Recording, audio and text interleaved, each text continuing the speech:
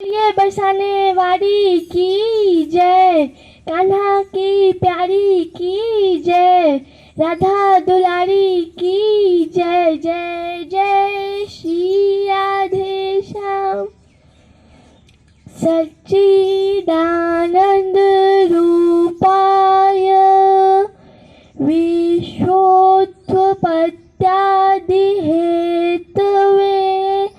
तापत्रय विनाशाय श्री कृष्णाय वयं नुमः।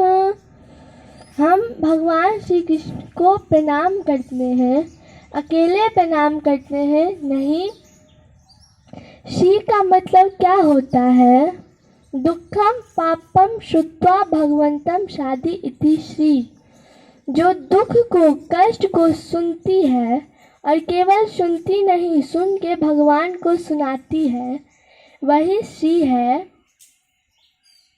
कौन कौन? लक्ष्मी, राधा, रुक्मिणी, सीता भगवान कृपा के धाम हैं।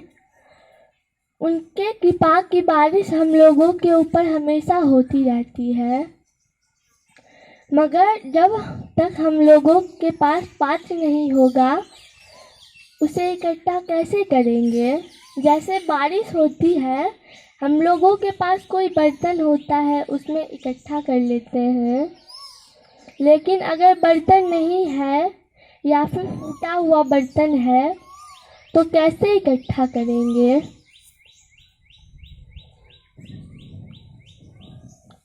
ब्रह्म वैवर्त पुराण में ये कथा आई है। ब्रह्मा जी ने भांडिल वन में राधा जी और भगवान श्री कृष्ण का विवाह करवाया था।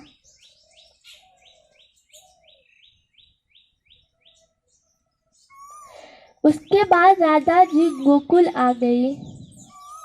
गोकुल में उन्होंने देखा कि नंद बाबा सवेरे सवेरे सबको माखन बांट रहे हैं, मगर उसमें कुछ के पास पात्र नहीं था और कुछ के पास पात्र था मगर वो फूटा हुआ था।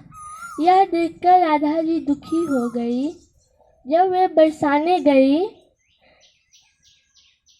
तब उनके बाबा ने, विषभानु जी ने उनसे पूछा कि बेटी तुम नाराज क्यों हो?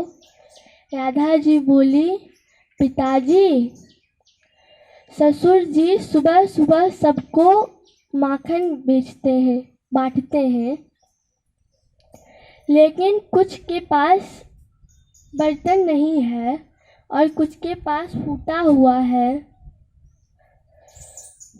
विषभानु जी बोले, बेटी मैं तुम्हारी क्या सहायता करूं? राधा जी बोली, अगर नंद बाबा गोकुल के राजा हैं तो आप भी तो बरसाने के राजा हैं। जब नंद बाबा सबको माखन बांटे तब आप पात्र लेके बैठ जाइए और सबको पात्र बांटिए। अब नंद बाबा और विषभानु जी दोनों बैठ जाते। नंद बाबा बोलते हैं कि जिन्हें जिन्हें भी माखन चाहिए आके ले जाइए। विषभानु जी बोलते, जिन्हें माखन चाहिए और उनके पास पात्र नहीं या फिर फूटा पात्र है, वे हमारे यहाँ से पात्र ले जाइए। इसी तरह भगवान की कृपा वे माखन की तरह है और हमें पात्र राधा जी के कृपा से ही मिलती है। अब इस जमाने में तो कोई अश्वमेध यज्ञ नहीं कर पाता। क्यों? क्योंकि इस ज़माने में अगर घोड़ा गलती से पाकिस्तान चला गया, वहाँ पे किसी ने पकड़ लिया तो कौन लौटाएगा?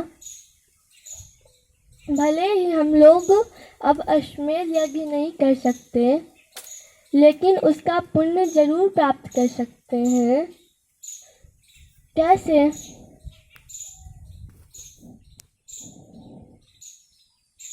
तो भगवान श्री कृष्ण को साष्टांग नमस्कार करके,